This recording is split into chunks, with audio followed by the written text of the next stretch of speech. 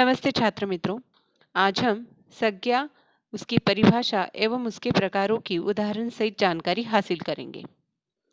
शब्द भेद। विकार के आधार पर शब्द के कुल 8 प्रकार होते हैं। मुख्य 2 प्रकार जो होते हैं वह होते हैं विकारी शब्द और अविकारी शब्द।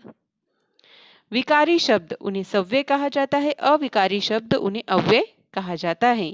तो आज हम विकारी शब्द में जो सबसे पहला प्रकार होता है संज्ञा, उसके बारे में जानकारी हासिल करेंगे।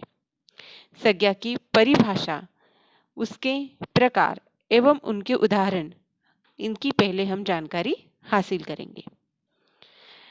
जिस शब्द से किसी व्यक्ति, वस्तु, स्थान, गुण, भाव, अवस्था आदि के नाम का बोध होता है उसे संज्ञा कहते हैं। जैसे शिवाजी, घोड़ा, दिल्ली, प्रशंसा आदि। संज्ञा के कुल 5 भेद होते हैं। देखिए, यहाँ पर पहले हमने संज्ञा की परिभाषा जान ली है। किसी व्यक्ति, वस्तु, स्थान, गुण, भाव, अवस्था, यानी कि सिर्फ व्यक्ति के नाम को ही संज्ञा कहा जाता है ऐसा नहीं। तो किसी वस्तु को दिया गया, किसी स्थान को, जगह को दिया गया, गुण अवगुण हो या दुर्गुण हो, सगुण हो, उस भाव को दिया गया, अवस्था को दिया गया, उसकी स्थिति को दिया गया, जो भी नाम होता है उसे संज्ञा कहते हैं। यहाँ पर शिवाजी व्यक्ति को दिया गया नाम है, घोड़ा प्राणी को दिया गया नाम है, दिल्ली जगह को दिया गया नाम है, प्रशंसा यह गुण को दिया गया नाम है। संज्ञा के भेद देखिए, संज्ञा के 5 भेद। पहला भेद जो है, पहला प्रकार, वह है व्यक्तिवाचक संज्ञा। किसी विशेष प्राणी, स्थान या वस्तु के नाम को व्यक्तिवाचक संज्ञा कहते हैं।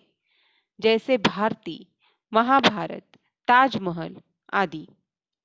छात्र मित्रों, व्यक्ति यानी कि सिर्फ मनुष्य को दिया गया नाम नहीं, तो वह प्राणी भी हो सकता है, स्थान भी हो सकता है और वस्तु भी हो सकती है।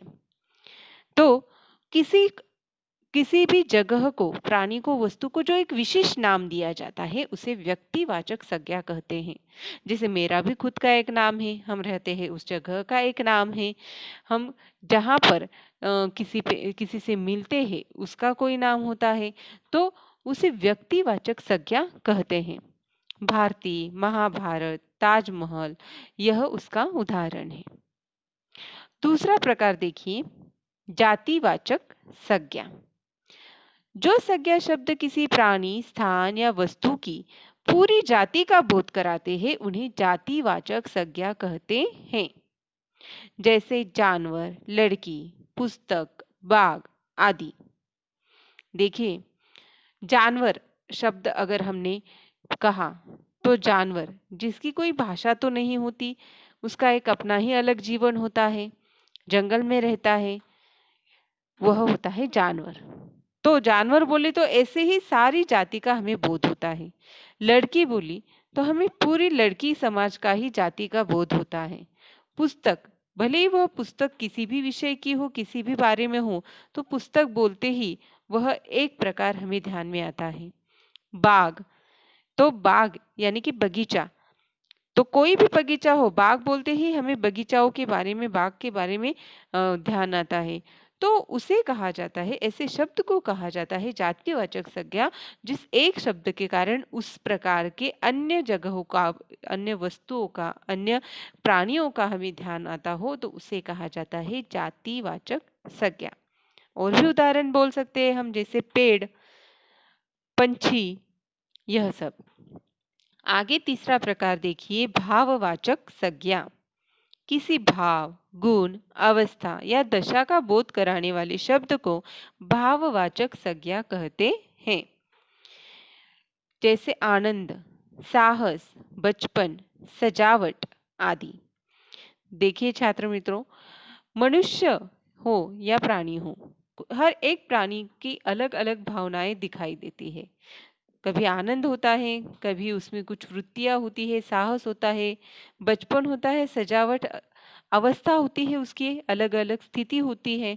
तो उनको जो नाम दिया जाता है, उन अवस्थाओं को, उन भावों को जो नाम दिया जाता है, उसे कहा जाता है भाववाचक संज्ञा। आगे चौथा प्रकार देखिए, द्रव्यवाचक संज्ञा। किसी धातु, द्रव्य या पदार्थ के नाम को द्रव्यवाचक संज्ञा कहते हैं। द्रव्य का अर्थ होता है पदार्थ। तो किसी भी पदार्थ को दिया गया नाम, ध्यान में रखिए, किसी भी पदार्थ को दिया गया नाम कहलाता है द्रव्यवाचक संज्ञा। जैसे घी, चावल, दूध, लोहा आदि।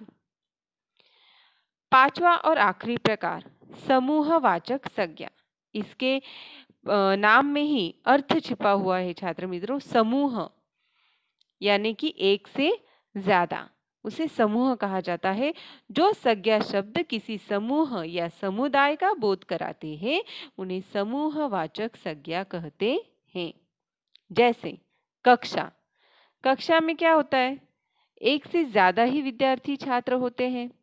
सेना, सेना किसी एक सैनिक से नहीं बनती। दल, भीड़, इसके ही जैसे गुच्छा, जुलूस, झुंड, ऐसे शब्द समूहवाचक संज्ञा कहलाते हैं। ध्यान में रखिएगा छात्र मित्रों, हर एक प्रकार के अंदर उसकी परिभाषा छिपी हुई है। व्यक्तिवाचक संज्ञा उसे कहा जाता है जो किसी विशेष प्राणी, स्थान या वस्तु को दी जाती है। जातिवाचक संज्ञा वह संज्ञा होती है जिसके एक के कारण, उस एक संज्ञा के कारण उसी के तरह अन्य प्रकार हमें ध्यान में आते हैं। भाववाचक संज्ञा, हमारे भावनाओं को, हमारी स्थिति को जो नाम दिया जाता है उसे भाववाचक संज्ञा कहते हैं। द्रव्यवाचक संज्ञा, किसी पदार्थ को दिए गए नाम को द्रव्यवाचक संज्ञा कहते हैं। और समूहवाचक संज्ञा यानी कि किसी समूह या समुदाय को जो नाम दिया जाता है उसे समूहवाचक संज्ञा कहते हैं। आपको संज्ञा और उसके प्रकार समझ में आए ही होंगे। आपको इसके संदर्भ में जो भी कोई समस्या हो तो उसके लिए आप मुझे कमेंट्स में बोल सकते हैं या फिर मैसेज कर सकते हैं। धन्यवाद।